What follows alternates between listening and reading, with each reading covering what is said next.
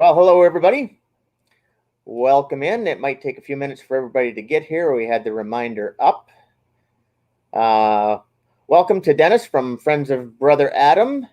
This is our second video in the series on beekeeping for preppers, and Dennis is going to be talking about basically just starting right from the start, picking a location, that kind of thing. So, Dennis, go ahead, introduce yourself and your podcast, and yeah, we'll go from there.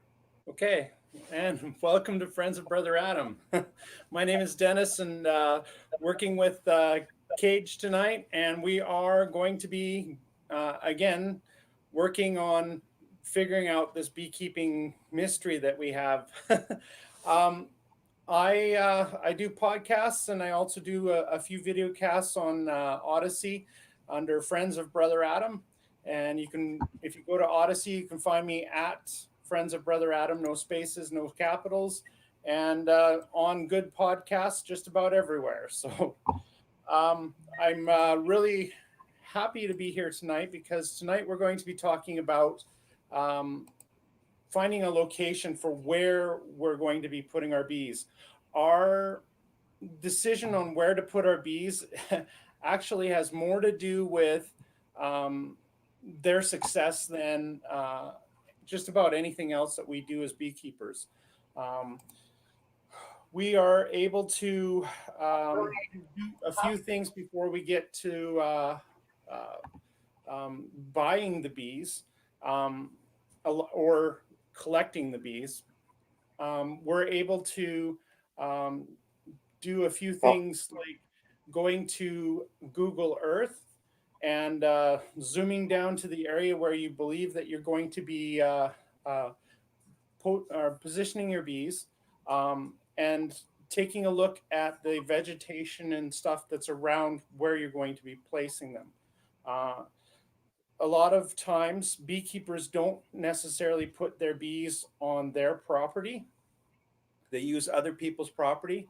Um, the farmers a lot of times have little corners that their combines can't get to, and so it's essential dead space to them.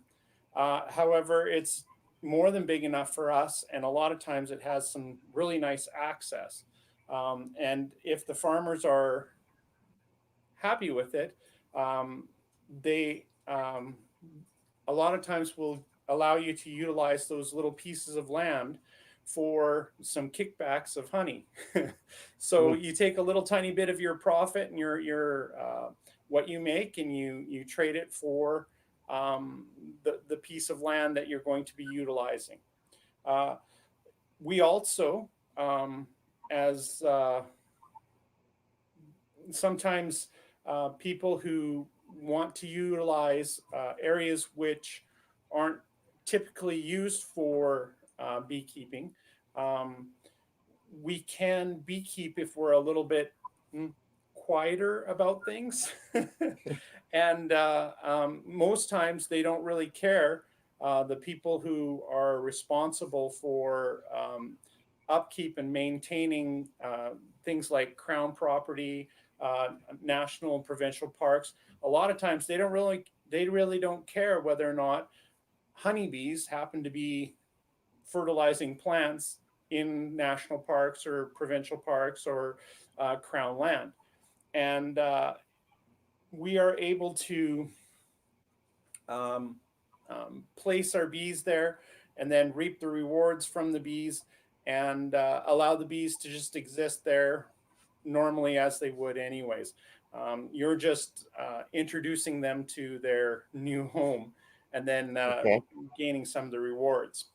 And that really goes into more of what we were talking about earlier, Cage, about the stealth beekeeping or stealth gardening. Um, a lot of times people um, think that they have to put out huge amounts of money in order to uh, participate in probably the fifth oldest um, job in the world, and that's beekeeping or honey hunting. Okay. So by opening up your Google Earth and zooming in to where you're wanting to go, of course you're you're looking at an area, but Google Earth isn't necessarily going to know what you're doing. What you want to do is you want to zoom in and print off all the areas within a 5 kilometer radius, and it will tell you whether or not you're going to be beekeeping around marshlands, around, which is really cool. Marshlands have a lot of flowers and a lot of things that bees like. Whether you're going to be farming or doing your beekeeping around farming areas, and that brings up a whole lot of other issues such as pesticides, such as herbicides and things that might hurt your bees, but also gives you the opportunity of having your bees there for their flowers and the crops that they're producing.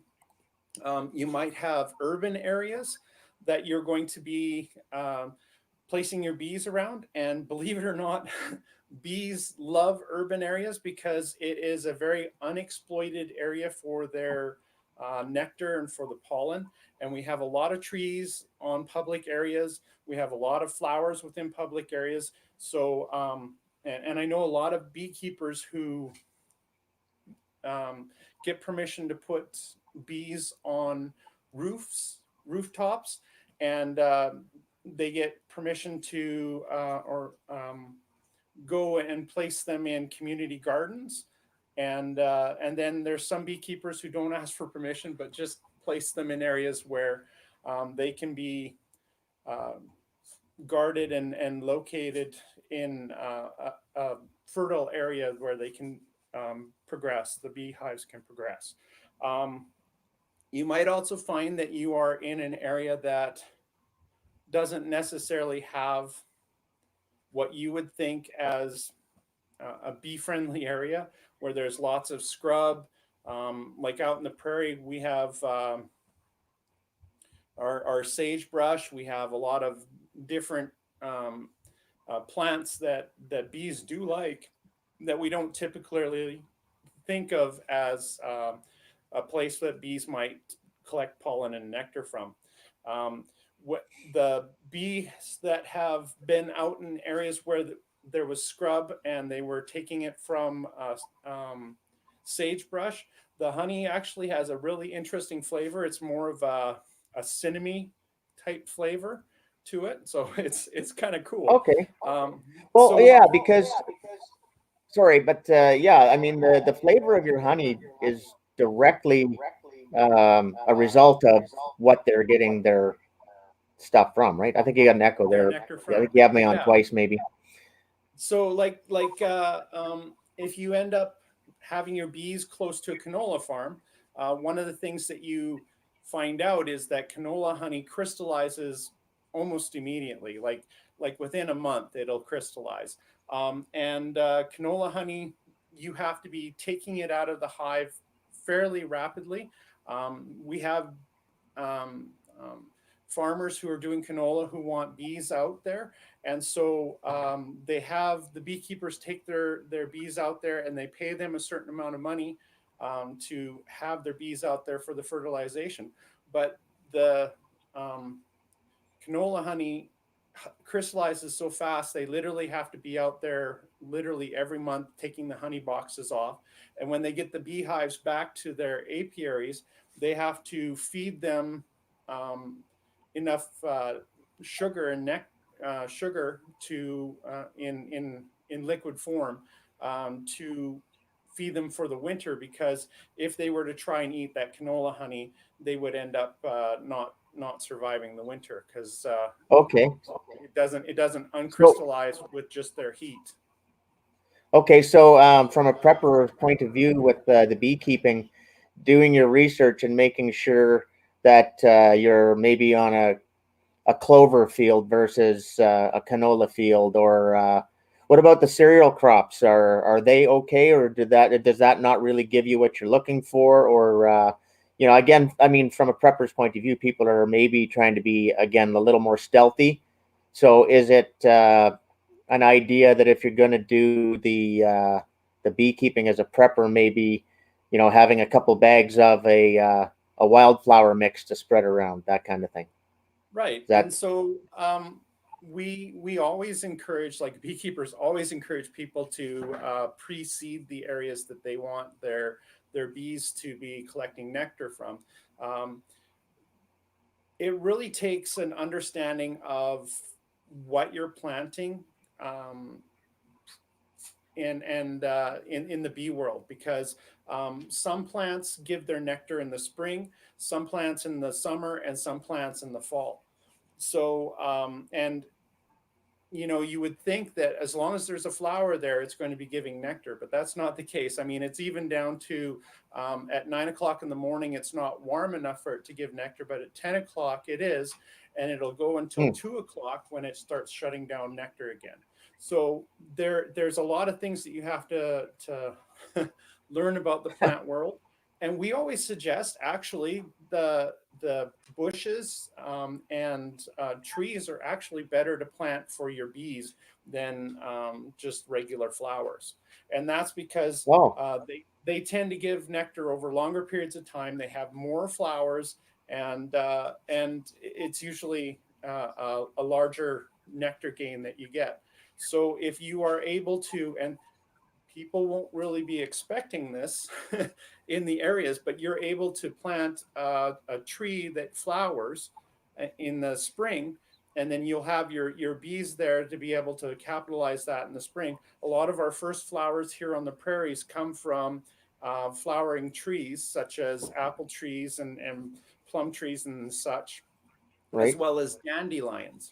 And if you're able to go and plant a tree, a lot of times people won't see that as um, harming the environment. Matter of fact, it's helping the environment because you're sequestering the carbon, blah blah blah, and you're you're creating a habitat by putting in trees, and it's one of those things that you can do to prepare for your bees, a year or two in advance, and prepare the area that you're working in, and then bring in your bees, and they're extremely happy on 2 years of growth. They'll just get a lot of nectar and stuff from even 2 years worth of growth on a tree. So Okay. it's yeah, seeding it is really great. The other thing that I would suggest is you go to your seed, um, your seed areas, and you can get huge big bags of clover or huge big bags of alfalfa, and they're different planting requirements. Alfalfa, I believe, requires to be planted deeper than would be um, Oh, clover. But yeah, alfalfa and clover honey is primo. I mean, usually in the beekeeping world, the lighter the honey is, usually the more valuable the honey is. So canola, or not canola, yeah, alfalfa the and clover and the alfalfa. Yeah, clover yeah, yeah. give you the white gold honey, which is actually the highest um, um, costing honey out here in the prairies. So yeah, you can totally prep your area and get it ready to go. We watched the area that you were looking at, way out in the middle of nowhere, and it was crown land, right? That you were looking at. Yeah, it was crown land that you could apply to either lease or purchase, and yeah, there was tons and tons of wildflowers and all kinds of. There was blueberries, there was wild strawberries, there was Saskatoon bushes, high bush cranberry. I Yeah. mean, yeah, it was So that's a primo that's location. totally a good area. That's totally a good area, and the fact that it had irrigation and everything, like Hmm. water present, um, Yeah. super cool. And if you were to spend, I know here in Alberta they have a government program where they will give you certain types of trees for a very low cost in order to make windbreaks. If you were to go grab some of those trees at a really low rate and put them out there and they were flowering, let's say in the spring, you would really be doing yourself a super a super high five there by planting those trees out there, and literally nobody gives a care. So, Right. you're Yeah. going out there, you're not leaving any footprint that people will be upset about, and it's crown land, and you're able to use it. So it's super cool that you would be able to go out there and put a beehive into a hollow tree, and have your pollination taken care of, and be able to go up into the tree and open it up closer to the fall, and have your honey and wax resources that you're looking for. So Okay. Yeah. Because in the I'll use that area because people can go watch the video and see what we're talking about. And there was a lot of downed trees in the area from plow winds that had gone through, and also because it was an area that had been logged. There was a lot of cut blocks. There was a lot of roots. There was a lot there was old piles. They're scrub piles, the stuff that they don't want, and they just push it off to the side. But I mean, that's a common thing, especially North America. From the Mexican border up to the top of the tree line, is that you're going to find those places. And again, now just finding the bees in your local area and at a spot that works for you. So it's really not that hard of a deal um, to find an area that has everything you want. And if it doesn't, again, inexpensively or even almost free, if you just find maybe in your spot, you doesn't have everything you want, but you can go not too far out into the bush, do a little digging and transplanting too, right? definitely. And you, as a former arborist, would know which trees are more likely to have hollow areas, and just being able to saw in a little opening into that area, and putting a 3/8 hole into the door that you're making, throw some hinges on that, and away you go. You have a hive that you can go and raid whenever you need to, make a new hive whenever you need to utilize the honey and wax in there. When you are talking about getting the bees a little bit later on, there are several ways right now while grid is up that you can get bees. You can go and buy bees in a package, which means they come with just the worker bees and the queen, and they come in a netted package of 2 pounds of bees, they say. And you go and you purchase that package, you take it out to your prepared hive that you're going to be putting them in. You pop out the top and take the queen out, shake them into the area. There's a little tiny little cage that comes with the package that has the queen in it, and it has candy on one side with a cork, and then it has a cork on the other side. So you take the cork out with the candy, give it a little bit of moisture, and set that into your hive that you've created. And the bees will see the candy with the moisture on it. They'll start eating it and release the queen. And so literally, you Oh, put them in there, they do their thing, they release their queen. You come back in a month or so, and you have a functioning hive, and they're usually happy where you place them. Um, oh, that's um, great. Okay, so um, keeping it away from bears and things like that is actually not that big of a deal, isn't it? I mean, you can pick your locations and go from there. Two questions I have. Um, so if you're making your own hive, and we talked about this in the first live stream, finding old trees that you can that either are getting hollowed out because they're rotting in the middle, or doing it yourself, or these kinds of things. But I would guess, this is just a guess, and this is what I want you to answer. You would want to stay away from a lot of artificial products like milk jugs and glass bottles, things like that, or am I wrong? Can you make beehives out of those for kinds of things, or like can you make your own beehives Yes, out of those, or do they need something that they can kind of adhere to, or yeah. So bees, they like to adhere to usually wood is a great thing for them to adhere to. And they do not like to adhere to anything like net. We've been able to manufacture some interesting hives by creating hoops of wood that they would go up and attach their comb to. And then over top of the hoops of the wood, we put a burlap sack type of substance, and they won't glue that. But they won't put their combs on that. So you're able to space them out the space that you want on the hoop frames, and by putting that thing over, or the net over, you're giving them a little bit of shelter that they want. And then we would put like a woven basket or something over top of that, and you've just made a hive. And the woven basket gives it the waterproofness and the windproofness. The burlap sack tells them not to put the honey or put the comb here. And then the hoops that you've put in there, they'll attach their comb to the hoops, and they'll just go and do their thing. So it's a little bit of a language of engineering that you're doing with the bees. You understand some of the ways that they, or the things that they need, and the spacing that they need.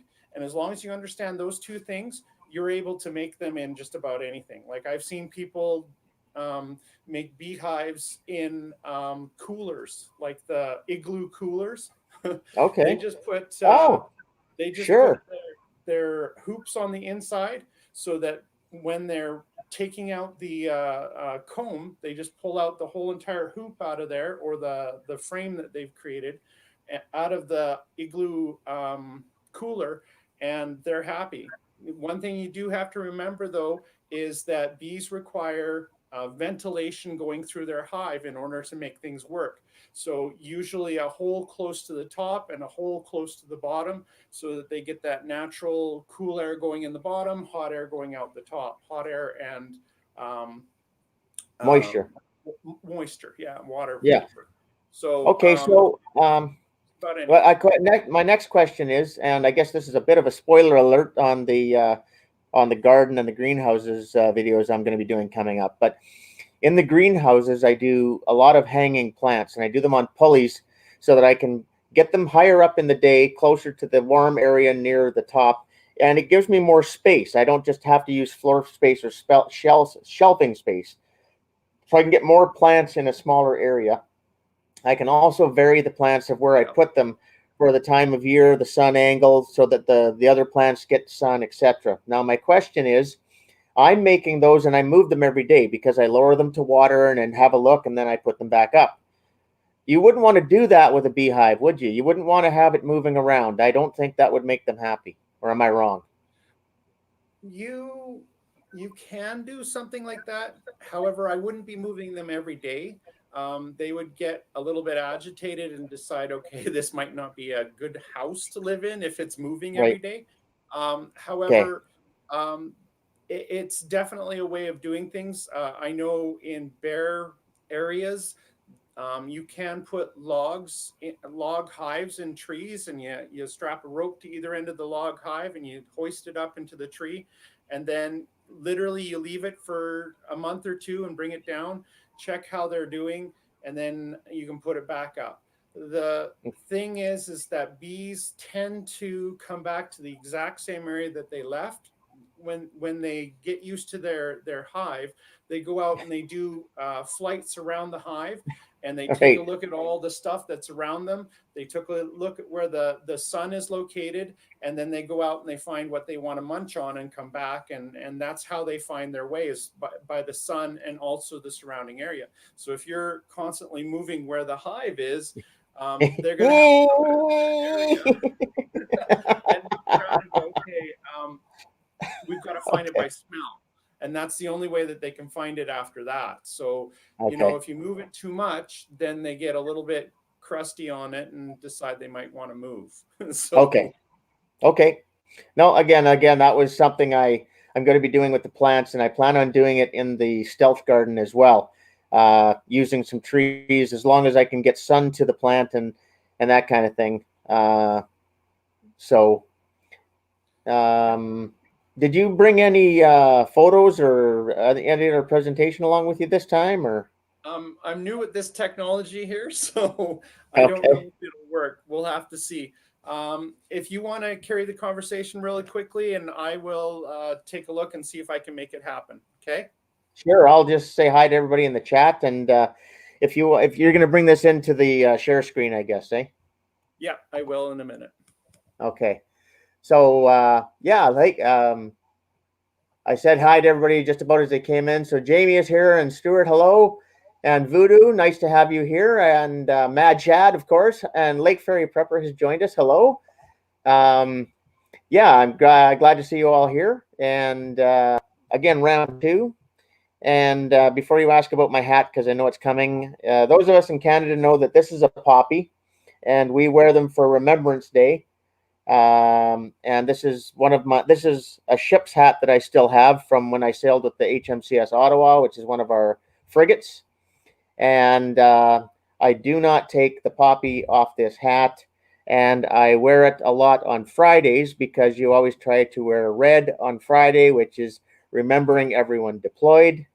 And I was in the closet today and having a look. Oh, Lake Ferry, Bigfoot's followed. He found you. Bigfoot is here. We can't get away from him.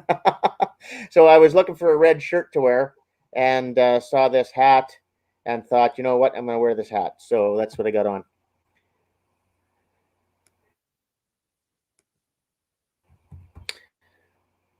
So for those of you that are getting here a little bit late, we've been chatting about making a location and choosing it. If you're new to beekeeping and prepping and you want to, or you are a prepper and you want to get into beekeeping and you're looking for a spot, your usual suspects for spots all beekeepers use alongside farmers' fields in areas where it's not going to interrupt the farming operation is a good idea. And those kinds of things. Then Dennis was saying that there are situations where you can do it in provincial parks and national parks with permission, that kind of thing. And as far as a prepper point of view, especially if you're trying to be stealthy, a lot of times finding those abandoned farmyards or things like that, abandoned buildings, areas in public lands, or maybe you have a farm or a friend or somebody like that that has an area of their property that they really don't use, that kind of thing. And then some of the plants that you can use that are beneficial to have around. And okay, Dennis, are you ready to go? I'm trying to get this to open up here. Okay, no problem.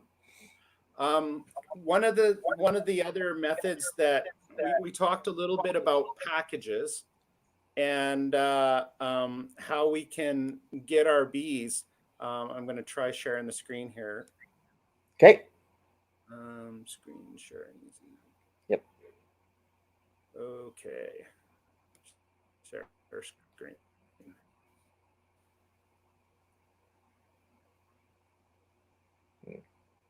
Hasn't popped in yet. No, it says my you just have to pick one and then screen. Oh, really? Okay. What are you looking for a picture of? I have a picture of bees that are up in a tree and they're just in a big ball. So I guess what I'll just have to do is describe it.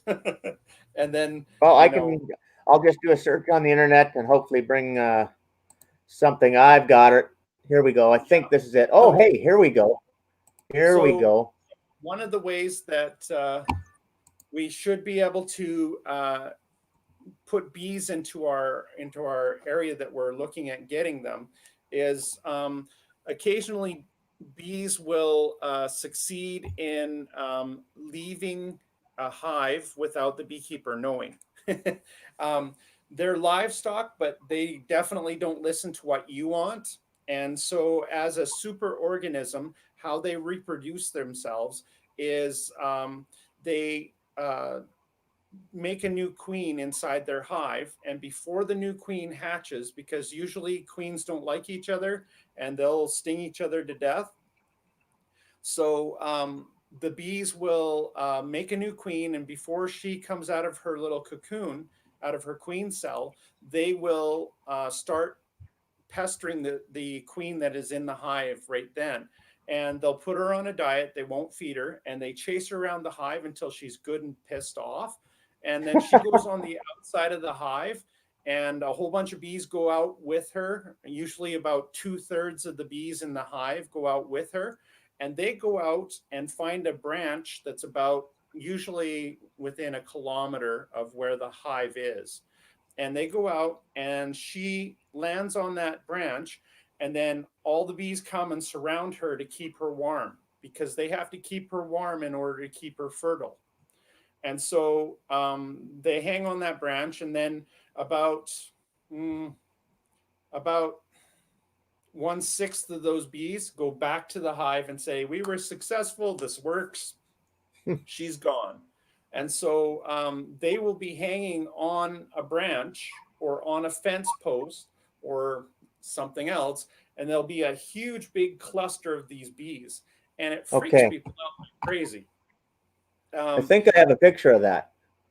This is a cluster. I think I've got the one is of the. I found a picture of somebody made a really nice artificial beehive hanging from a tree, if Yeah. you can see it on your screen. But I Yeah. think this here is what you're talking about, where they cluster. Yes. And so when you are starting up your apiary, when you are deciding where to be, a lot of times you're going to go talk to the people around you. So if you're setting up in a farmer's field, you're going to go find some swag that you're going to be giving to the person that you're going to be talking to. So one of the great things as a beekeeper that we, if we don't have our own honey, we will go purchase some honey from, like, say, Costco, and you get this huge big jug of honey, and Okay.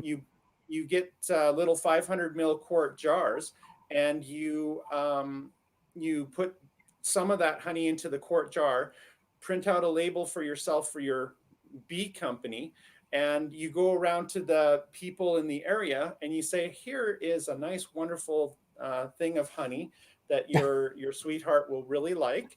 And I am a beekeeper in the area. I was wondering if you had any property that I might be able to put some hives on, or I see that you're a farmer, and I'm guessing you probably put some herbicide and pesticides on your field.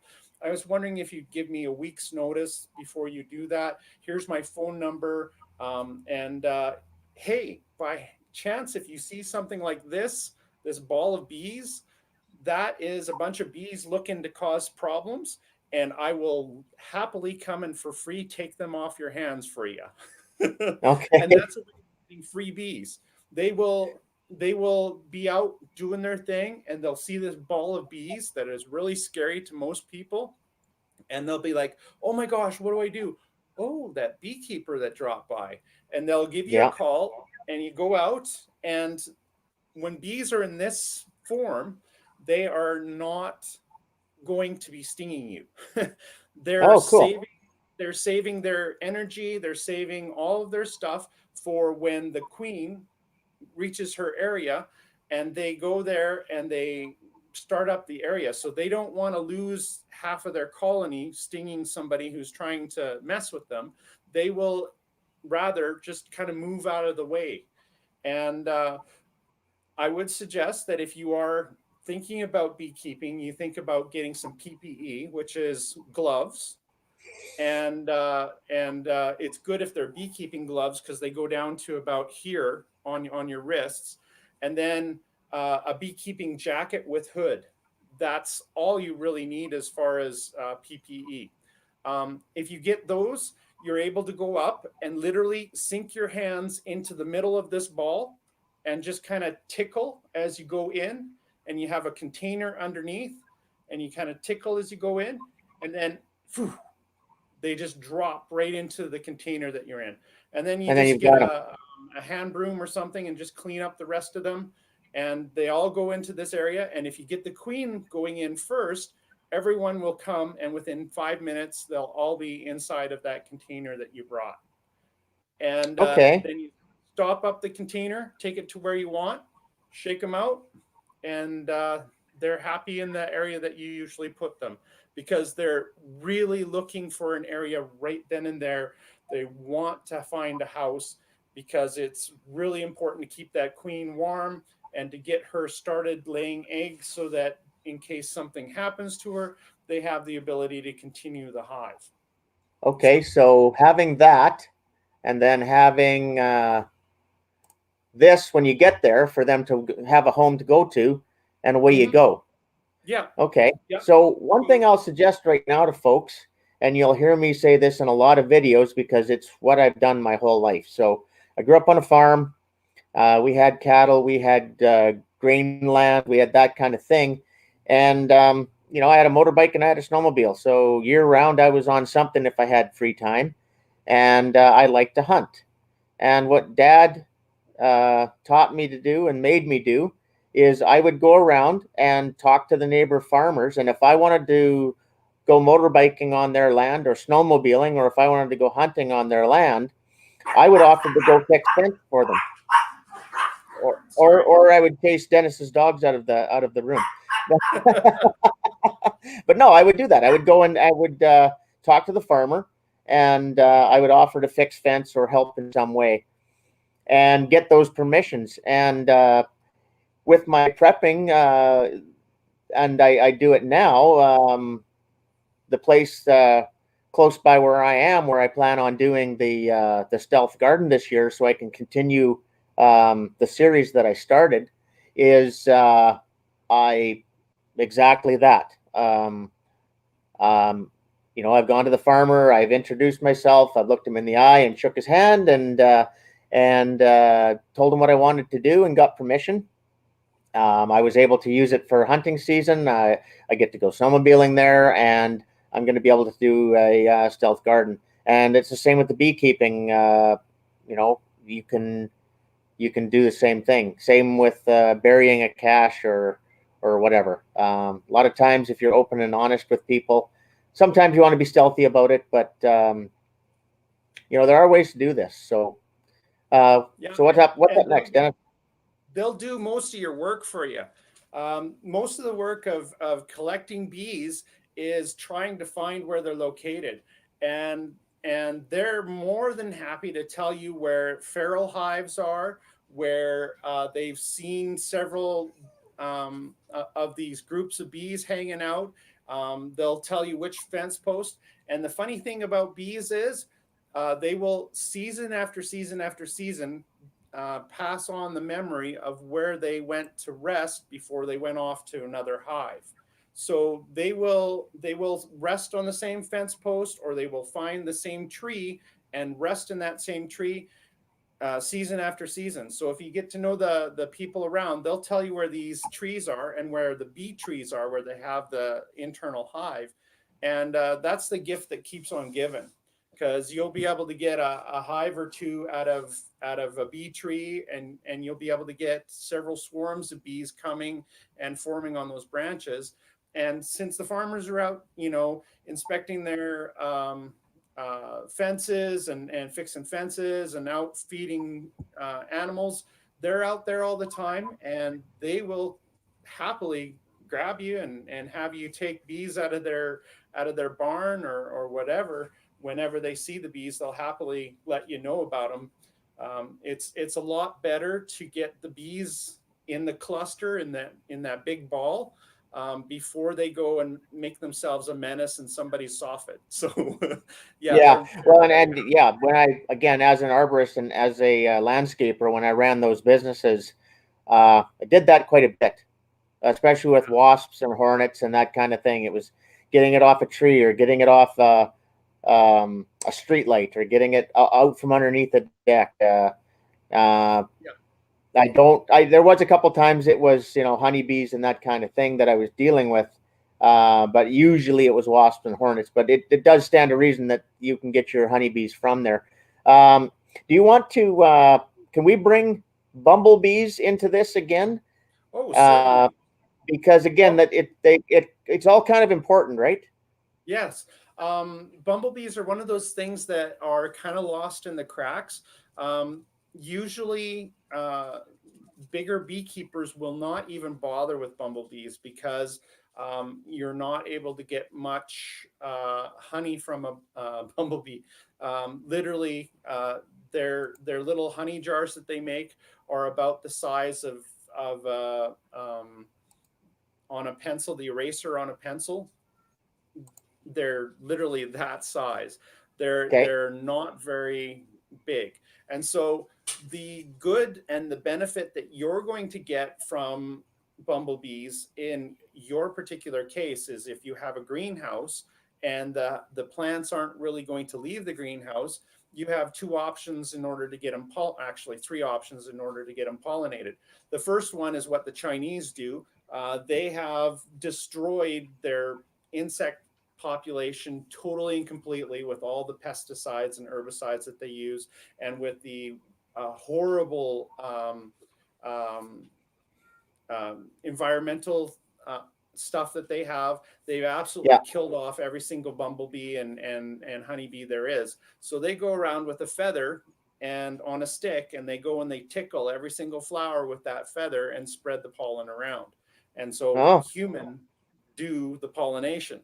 Um, Hmm. but what we do here is you can either leave both doors of your greenhouse open and have a beehive close by, and they will fly through, and occasionally they'll fly through and go, oh hey, there's some flowers here, we'll do our thing with them. But honeybees usually pollinate areas of large concentrations of flowers. So unless you have uh, um, 200-300 flower pots in your greenhouse, they're really not going to bother too much with it. The occasional stray bee will get the taste of petunia flowers and go and snack on some of that, but really they don't really mess with them. So your best option for fertilization within a greenhouse is going to be your bumblebees. And bumblebees are easy to capture and easy to start off. However, you do need to know that bumblebees usually don't stay in the same hive more than one season. So you will have to either provide for them for the winter and shut them up so that you're able to keep them in a certain area for the winter, and then bring them out when it's springtime, and then open up and allow them to do their thing. A lot of times the queen will fly out from the original nest, and there's nothing you can do about it. So this is a lot of times for the smaller greenhouse people, this is a yearly thing that you would be doing. The queen bee is fertilized and is the only one that makes it through the winter. And so that makes it much different from our honeybees that winter with a group of workers surrounding their queen and keeping her warm all winter long.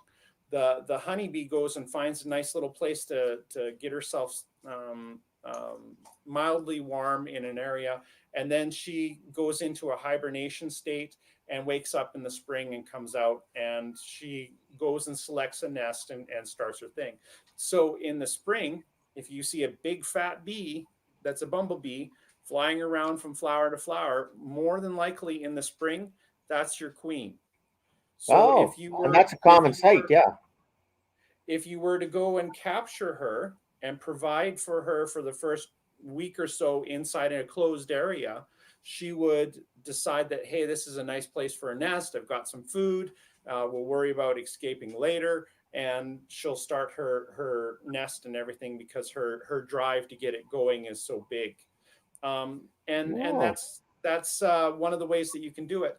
Bee houses that you make for bumblebees are going to be a 2-compartment area. The first compartment is going to have your pollen substitute and your nectar in it, and then there's going to be a hole that's about an inch diameter going into the back area, and the back area has to be totally dark. And then you're going to put maybe pink insulation in the back to give her a nesting area. Or you might be able to go grab yourself an old bird's nest out of a tree and put that in the back area. She would love to go hang out in that. But you have to have the ability on the front of the hive to be able to close it up. And so the one that you're looking at right there, you'll notice that towards the top of the screen, it has an area that's open, and towards the back of the screen, it's kind of got stuff in it. Yeah. In the front, that's where you would put the nectar and the food. And I think, if I'm not mistaken, that is that little tray that's at the top there. Okay. Yeah, I can't expand it any more than that.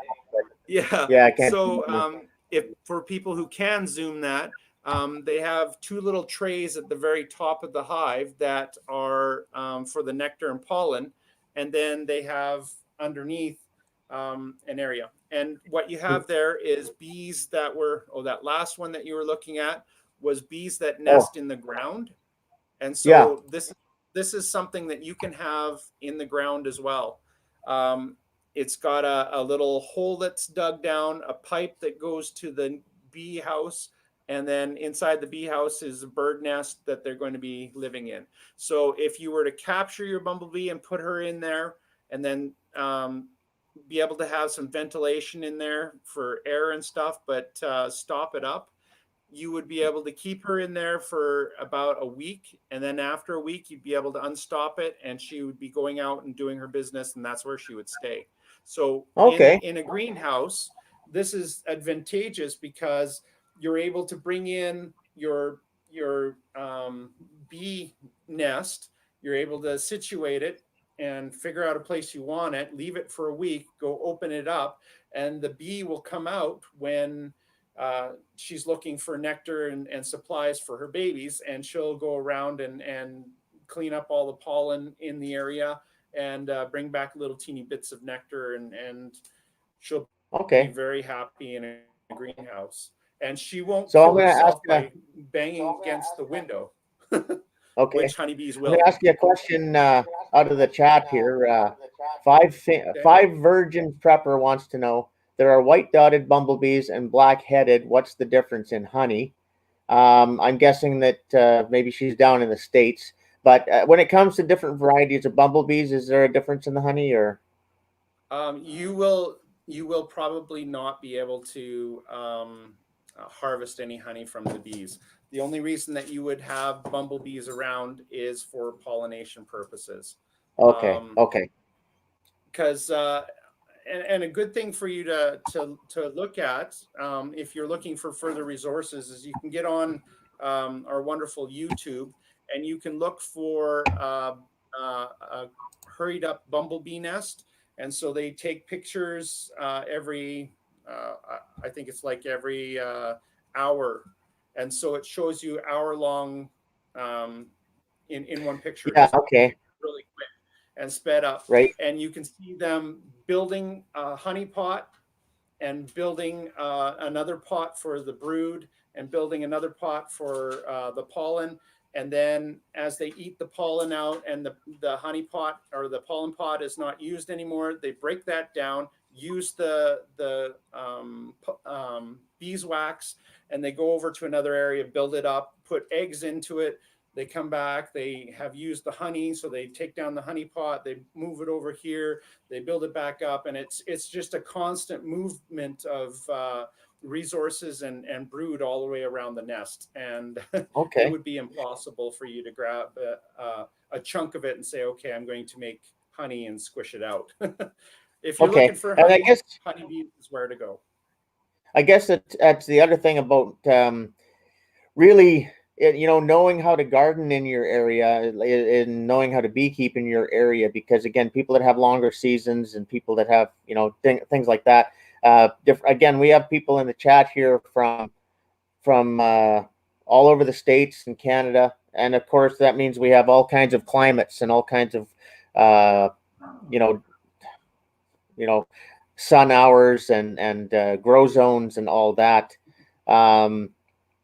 I'm going to be a little selfish on a question here, because I'm going to be doing the greenhouse and I plan on doing it for a year-round greenhouse.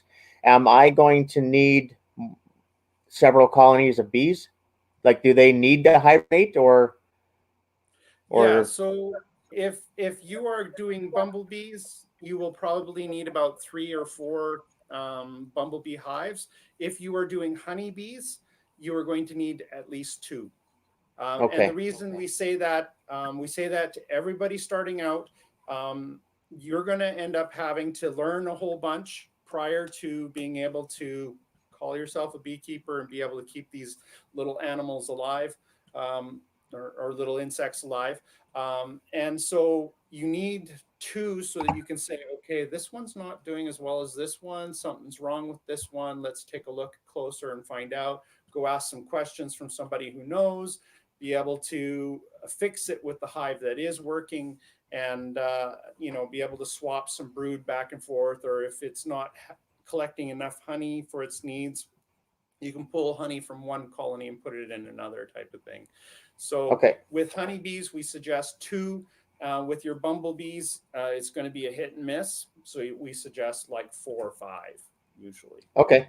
Yeah, that's good to know because again, I mean, bees wasn't honestly. I mean, it was always something in my mind, but it was something I shied away from because I Well, it's knew that more it was work. going to be a huge learning curve.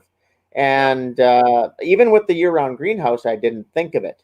And with my indoor garden that I had years ago, again, that was purely for the vegetables, and none of them relied on flowering or being, you know, uh, anything like Bees. that. So pollination, Yeah. right? So, but it's funny because when you and I met and we got talking about all these things, and it was like, ding, oh, yeah, I'm gonna have to do that.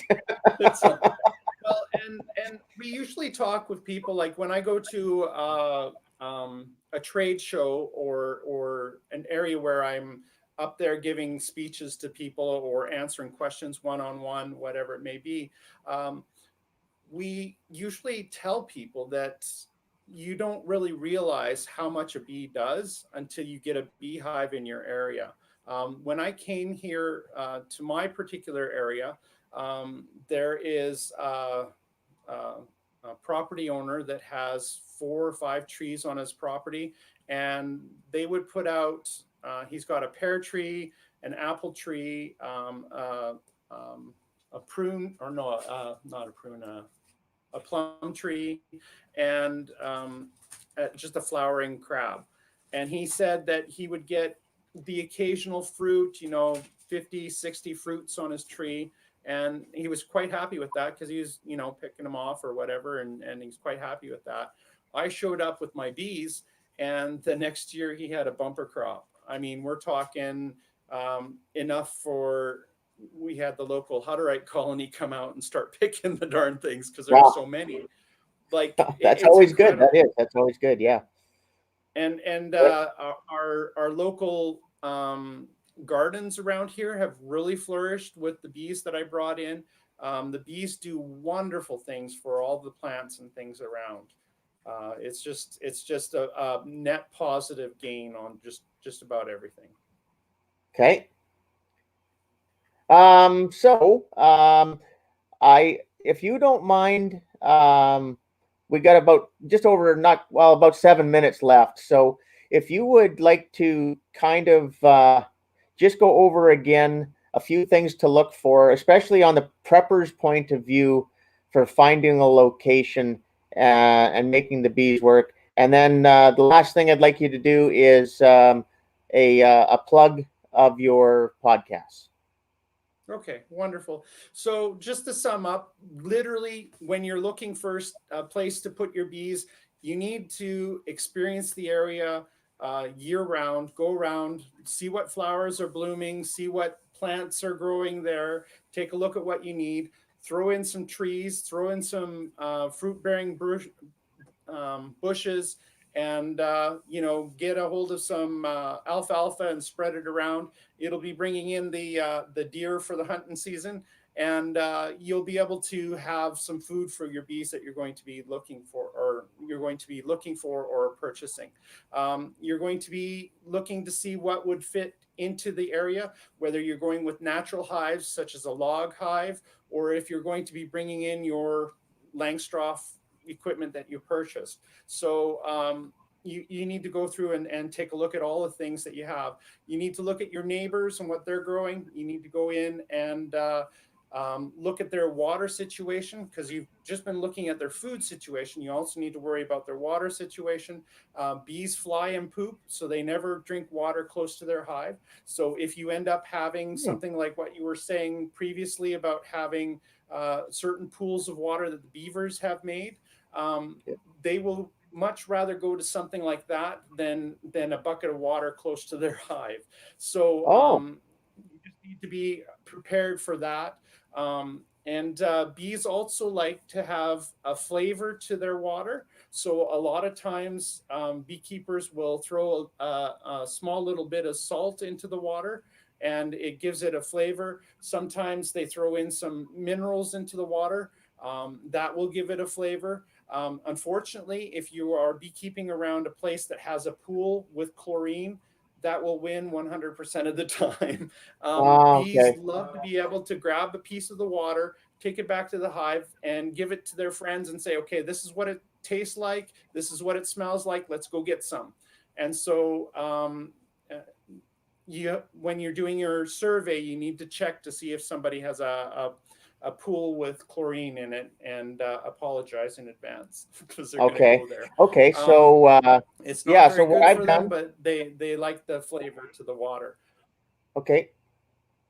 Okay. So yeah, just quickly, what I've done and what I had done with that place that I was doing the stealth garden is I had found a mineral lick that the animals, a natural one that the animals were doing naturally. And I found another place with a spring, and I was able to dig up a bunch of that portion of the mineral lick, not take the whole thing, but I took a good portion of it, about a 5-gallon bucket, and I took it over to the head of that spring. And there you go. Right. So, okay. Same thing. Totally. So yeah, plug your podcast. Really would like you guys to come and check me out. I have 70 some podcasts on Friends of Brother Adam, and literally you can find me in just about every podcast there is. I got onto a podcast sharing group, and I broadcast to that, and then it goes out to the internet. I don't receive any monetary compensation for my work. However, on the picture that I have of my podcast, I have a little thing on there that says that you can donate Bitcoin and this is where type of thing. I would really appreciate anybody who finds value in what I do to like and subscribe. That brings everybody to the area. And if you have a little bit of Bitcoin you want to throw my way, I really appreciate it. And the other thing that we do to make sure that we stay afloat as a company is we also do one-on-one counseling for beekeeping and making sure that you understand what you're doing. These podcasts, if you were to go through the whole entire gambit of the podcast, you will eventually have what down in the States is a master beekeeper. You won't have the experience because I can't give it to you over the internet, but we'll go over all the topics. We'll explain everything. And it's a great way to learn because you plug it into your phone and you turn it on, and for an hour you hear me blah, blah, blahing and giving you the information you need about beekeeping. And then you can go about doing your daily work and everything that you usually do on the side.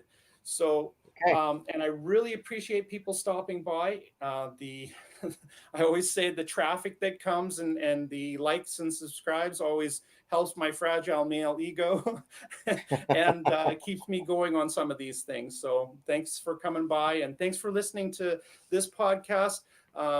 Cage is a really good friend of mine, and I appreciate the traffic that you bring to his site as well. It's you know, we're doing good here, and that's why I'm coming, is we're doing good. So anyways, back to you, Cage. Okay, thanks, Dennis. Thank you very much. Thanks everybody in the chat and watching online. And we'll be back next Friday. I'll have a reminder up on the YouTube channel. So until then,